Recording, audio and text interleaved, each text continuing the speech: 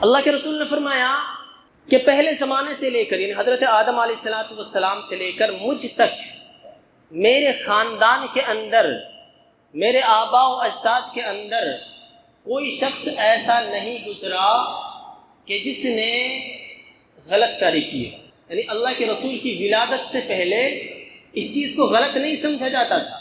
امرؤ القیس بہت بڑا شاعر ہے، اس کا معاشقہ تھا اپنی چچا زاد پھوپھی زاد بہن کے ساتھ، اور اس سے کالا منہ کیا اس نے۔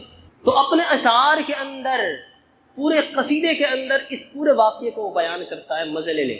یعنی عرب کے معاشرے کے اندر زمانہ جاہلیت کے اندر زنا کو اور شراب کو کوئی عیب نہیں سمجھا جاتا تھا، بلکہ جو بندہ زنا نہ کرتا یا جو شراب نہ پیتا اس کو نامرد سمجھا جاتا تھا۔ آپ نے سنا ہوگا حضرت موسیٰ علیہ السلام چونکہ نبی تھے، غسل فرماتے تو پردے کے ساتھ فرماتے تھے، تو ان کی قوم نے اعتراض کرنا شروع کر دیا کہ ہمیں ایسا لگتا ہے کہ مردانی اعتبار سے حضرت موسیٰ علیہ السلام کے اندر نعوذ باللہ کوئی کمی ہے۔ تو اس الزام کو ختم کرنے کے لیے، چونکہ اللہ تبارک و تعالیٰ نہیں چاہتے کہ میرے کسی برگزیدہ بندے پر کوئی الزام لگے، اس کی زندگی پر کوئی اعتراض کرے کوئی شخص، تو اس بنا پر اللہ تبارک و تعالیٰ نے غیب سے انتظام فرمایا کہ حضرت موسیٰ علیہ السلام ایک مرتبہ کسی نہر کے اندر اکیلے تنہا غسل فرما رہے اور کپڑے اتار کر ادھر رکھ دیے پتھر پر۔ اللہ کی طرف سے حکم ہوا پتھر کے لیے، اس کے اندر جان پیدا ہو، اور وہ کپڑوں کو لے کر جو بھاگا ہے، حضرت موسیٰ علیہ السلام اس کے پیچھے لاٹھی لے کر، عصا لے کر اپنا، اور وہ آگے آگے اور بھاگتا رہا، رکا نہیں۔ اور جہاں بنی اسرائیل کا مجمع تھا، پورے لوگ بیٹھے ہوئے تھے، وہاں جا کر وہ جناب رکا، اور حضرت موسیٰ علیہ السلام بھی عصا لے کر اس کے پیچھے۔ تمام لوگوں نے اچھے طریقے سے جب زیارت کر لی تو ان کو بات سمجھ آئی کہ حضرت موسیٰ علیہ السلام کے اندر کوئی بیماری نہیں۔ تو میں یہ کہنا چاہ رہا ہوں کہ یہ چیز عیب نہیں سمجھی جاتی تھی، لیکن اللہ کے رسول نے فرمایا کہ میرے آباء و اجداد کے اندر مجھ تک کوئی بندہ ایسا نہیں ہوا کہ جس نے کبھی بھی یہ کام کیا ہو، منہ کالا کیا ہو۔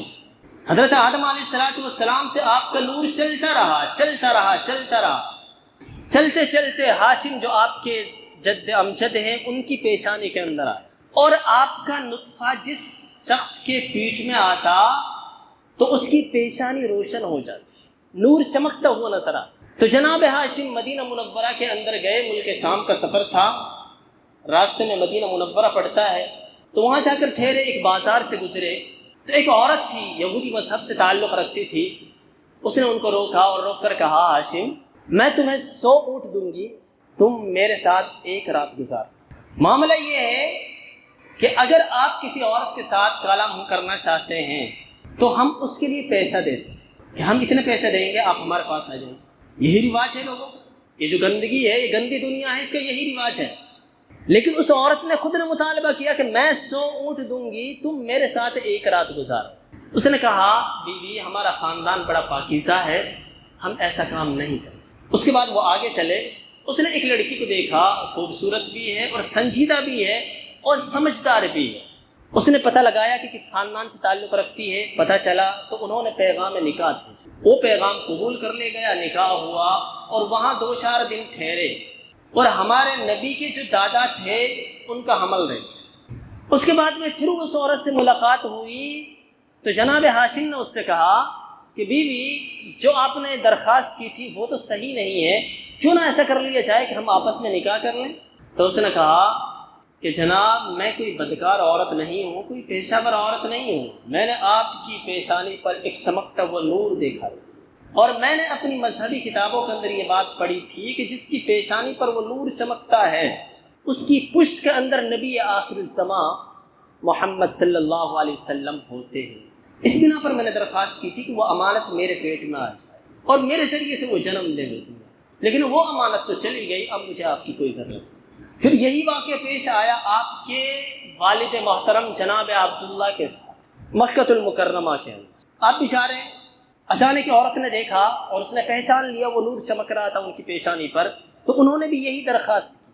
انہوں نے کہا کہ آپ کے بچانے کے لیے آپ کے والد نے جو 100 اونٹ قربان کیے تھے، میں وہ 100 اونٹ آپ کے لیے دے دوں گی، آپ میرے ساتھ ایک رات گزاریں۔ جناب عبد المطلب سردار تھے اپنے زمانے کے، تو ایک مرتبہ وہ سوئے، خواب میں ان کو نظر آیا کہ کوئی شخص کہہ رہا ہے کہ پاکیزہ پانی نکالو.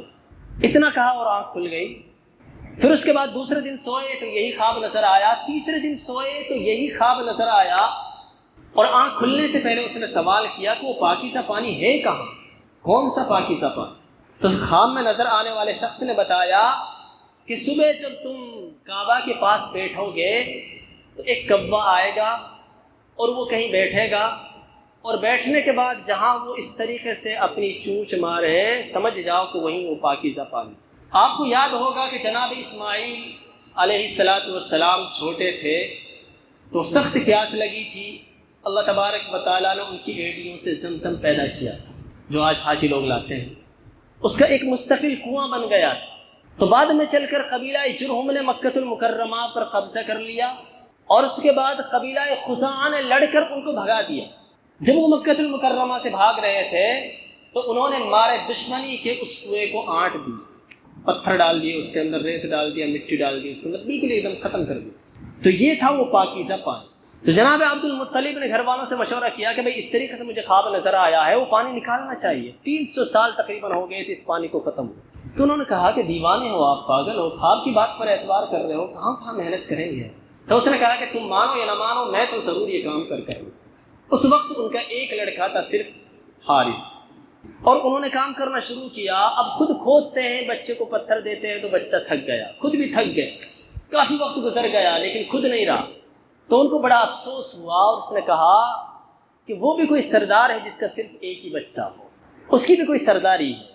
آج کل ہم کہتے ہیں کہ چھوٹا خاندان خوشحال خاندان, چھوٹا پریوار خوشحال پریوار, لیکن اس زمانے کے اندر جتنے زیادہ بچے ہوتے تھے اتنا ہی زیادہ فخر کی بات سمجھی جاتی ہے. میں نے پہلے عرض کیا تھا نا کہ آج کل ہر شخص تقریباً ہندو ہو یا مسلم ہو, عوام ہو یا خواص ہو, حتیٰ کہ پڑھے لکھے لوگ بھی مغربی ذہنیت کے, مغربی تہذیب کے اتنے غلام بن چکے ہیں کہ ان کو بھی وہی چیز اچھی نظر آتی ہے جو وہ اچھا کہتے ہیں. انہوں نے کہا کہ بھائی ہم دو ہمارے دو, تو مسلمان نے بھی سمجھا کہ ہم دو ہمارے, اور اگر کسی کو 2-4 ہو جاتے ہیں تو اس کو تانے دیے جاتے ہیں. عورتیں اس عورت کا جینا دوبر کر دیتی ہیں, ایسا لگتا ہے کہ جیسے کہ وہی جنم دے رہی ہوں, جنم یہ دے رہی ہے, پتہ نہیں ان کی کیوں ایسی تیسی ہو رہی. ہمارے یہاں مسئلہ مشہور ہے کہ بھینس بیاتی ہے اور پڈے کی پھٹتی ہے. بھائی بھینس بچہ دے رہی ہے, پڈے کو کیا زور پڑ رہا ہے؟ لیکن آج کل ہمارے یہاں ایسا ہی ہو رہا ہے, کسی کے بچہ ہو رہے ہیں لیکن اعتراض دوسرے کرتے ہیں. تو بہرحال اس نے کہا جناب عبد المطلب نے کہ وہ بھی کوئی سردار ہے کہ جس کا ایک ہی بچہ, اگر خدا نے مجھے 10 بچے دیے تو میں ایک بچہ اللہ کے نام پر قربان کروں. یہ اس نے نظر مانی. چنانچہ خدا کا کرنا ایسا ہوا کہ 1 نہیں 10 نہیں بلکہ پورے 15 ہو. اور جب 15 مکمل ہو گئے اور سب جوان ہو گئے تو سب بچوں کو جمع کیا, اور جمع کرنے کے بعد کہا کہ بچوں میں نے ایک قسم کھائی ہے, میں نے ایک نظر مانی ہے خدا کے نام پر کہ اگر میرے 10 بچے ہو گئے تو میں ایک بچے کو خدا کے نام پر قربان کروں. تو سب بچوں نے بیک زبان. اندازہ لگائیے, چھوٹا پریوار خوش پریوار نہیں ہے, ہرگز نہیں ہے, یہ دھوکہ ہے, پروپیگنڈا ہے. نیک پریوار خوش پریوار, پریوار نیک ہونا چاہیے, اولاد نیک ہونی چاہیے, اولاد مطیع اور فرمانبردار ہونی چاہیے. اگر 1 ہے تو بھی اچھی, اگر 5 ہے تو بھی اچھے, 10 ہیں تو بھی اچھے. تو 15 بچوں نے بیک وقت جواب دیا کہ آپ جس کے ہاتھ کو پکڑ لیں گے وہ تیار ہے قربان ہونے کے. او بھائی کہیں بھیجا نہیں جا رہا, کہیں کوئی کام نہیں کروایا جا رہا, ذبح کرنے کے لیے کہا جا رہا ہے کہ ذبح کروں گا میں, ذبح گردن کاٹوں گا اس کی, بکرے کی طرح ذبح کروں گا. لیکن اس کے باوجود 15 بچوں نے یہ جواب دیا بیک زبان کہ جس کے ہاتھ پر آپ ہاتھ رکھ دیں گے وہ قربان ہونے کے لیے. تو اس نے کہا کہ نہیں, ایسا میں نہیں, میں تمہارے نام کا قرآن نکالوں. چنانچہ سب کے نام پرچی میں لکھے گئے اور قرآن ڈالا گیا. پرچی جو اٹھائی تو جناب عبداللہ کا نام, اور یہ عبداللہ جو ہمارے نبی کے والد محترم ہیں, یہ ان کو سب سے زیادہ چہیتے تھے. اور کیوں نہ چہیتے ہوتے, ان کی پیشانی پر نور نبوت چمک رہا. سب سے زیادہ محبت جناب عبد المطلب کو اسی سے. تو اس کا دل پکڑ میں آنے لگا. لیکن بہرحال ایک سردار تھے, سردار کا قول ایسا نہیں ہو سکتا کہ وہ ٹوٹ جائے. تو اس نے اعلان کر دیا کہ ہم اپنے بچے کو ذبح کریں گے کعبہ کے سامنے جا. تو پورے مکے کے اندر کوہرام مچ گیا, تمام لوگ اکٹھے ہو گئے, سرداران قریش بھی اکٹھے ہو گئے. تو ایک سردار تھا حضرت عامر ابن عاص, حضرت عامر کے والد عاص ابن وائل. انہوں نے کہا کہ نہیں, ایسا ہرگز نہیں ہو سکتا, ہم یہ ظلم ہرگز برداشت نہیں کریں, آپ اپنے بچے کو ذبح نہیں کر سکتے. تو انہوں نے کہا کہ نہیں, میں سردار ہوں, میں نے قسم کھائی ہے، میں نے نظر مانی ہے، اور قرے کے اندر اس کا نام نکلا ہے، میں اس کو ذبح کر کے رہوں گا۔ اس نے کہا کہ میں بھی سردار ہوں، میرا قول یہ ہے کہ تم اس کو ذبح نہیں کر سکتے۔ یوں آپس میں اختلاف ہو گیا، اور جتنے سردار تھے سب آس کی طرف ہو۔ تو اب عبد المطلب مجبور ہو گئے، تو انہوں نے کہا کہ ہاں ایک شرط ہے کہ فلاں جگہ نجران کے اندر ایک کاہنہ رہتی ہے، ایک عالمہ رہتی ہے، اگر وہ کہہ دے وے کہ تم اس بچے کو ذبح نہ کرو تو میں مان جاؤں۔ چنانچہ سب لوگ وہاں جاتے ہیں، وہاں جا کر جب وہ بیٹھتے ہیں پوچھتے ہیں کہ بھئی یہ حالات ہیں، یہ اس کو ذبح کرنا چاہتا ہے، ہم ذبح کرنے نہیں دیتے ہیں، تو وہ یہ کہتے ہیں کہ تم ذرا یہ بتاؤ کہ اگر تمہارے یہاں کوئی شخص قتل ہو جائے کسی کے ہاتھ سے، تو جو قاتل ہے اگر تم صلح کرنا چاہتے ہو تو کیا اس کے صلح کا طریقہ؟ تو انہوں نے کہا کہ اگر کوئی شخص کسی کو قتل کر دیتا ہے تو جو قاتل ہے وہ مقتول کے ورثہ کو 10 اونٹ دیتا ہے، اگر وہ مان جائے، ورنہ تو انتقام ہوتا ہی ہے۔ تو ایسا کرو کہ ایک تیر پر، ایک پرچی پر 10 اونٹ لکھو، اور ایک پر جناب عبداللہ کا نام لکھو اور قرہ ڈالو۔ اگر جناب عبداللہ کا نام آ جائے تو 10 اونٹ اور بڑھا دو، پھر دوبارہ قرہ ڈالو۔ تو سب کو یہ بات سمجھ آ گئی، اور انہوں نے اس مشورے کو پسند کیا، واپس آئے اور کعبے کے اندر آ کر جناب عبد المطلب نے 100 اونٹ کھڑے کر دیے ایک طرف، اور ایک طرف جناب عبداللہ، اور پورا مکہ جمع، اور یہ قرآن اندازی ہو رہی ہے۔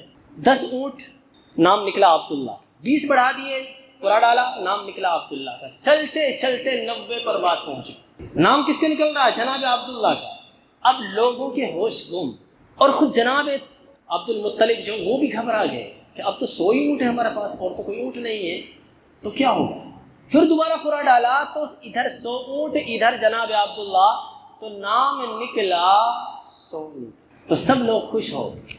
عبد المطلب نے کہا نہیں، ایک مرتبہ اور ڈال، ایک مرتبہ اور ڈلوایا، پھر نام نکلا 100 اونٹ کا، پھر دوبارہ ڈلوایا، نام نکلا 100 اونٹ کا، تو 100 اونٹ ذبح۔ تو یہ وہ 100 اونٹ ہیں جن کے بارے میں اس عورت نے کہا تھا، اس خاتون نے، کہ جو تم کو بچانے کے لیے 100 اونٹ ذبح کیے تھے تمہارے والد نے، میں وہ 100 اونٹ تمہارے لیے دے دوں گی، ایک رات میرے ساتھ گزار۔ اس نے کہا کہ نہیں بیوی، ہم ایسے خاندان کے نہیں ہیں، ہم ایسا کام نہیں کرتے۔